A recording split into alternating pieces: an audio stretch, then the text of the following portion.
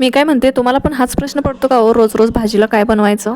तर त्यासाठी मग ही रेसिपी नक्की ट्राय करायची। त्यासाठी मी इथं मोड आलेली मटकी एक प्लेट एका कुकरमध्ये टाकलेली आहे। त्यानंतर 2 मीडियम साईजचे बटाटे साल काढून कट करून त्याच्यामध्ये घातले आहे। त्यानंतर अर्धा चमचा हळद आणि 1.5 ग्लास पाणी घालून कुकरचं झाकण झाकून 2 शिट्ट्या करून घ्यायच्या आहेत। त्यानंतर गॅसवरती कढई ठेवायची, त्याच्यामध्ये थोडंसं तेल घालून अर्धी वाटी कट करून घेतलेलं खोबरं घालायचं, 2 मीडियम साईजचे बारीक कट करून कांदा घालायचा आणि त्याच्यामध्ये कोथिंबीर देखील घालून व्यवस्थित भाजून घ्यायचं। त्यानंतर ते मिक्सरला फिरवून त्याचं वाटण बनवून घ्यायचं। त्यानंतर त्याच कढईमध्ये तेल घालून घ्यायचं, अर्धा चमचा जिरे आणि ठेचलेला लसूण घालायचा आणि आपण जे वाटण तयार करून घेतले ते घालायचं। ते तेलामध्ये व्यवस्थित मिक्स करायचं आणि त्याच्यामध्ये नंतर आपण पावडर मसाले घालून घ्यायचे आहेत।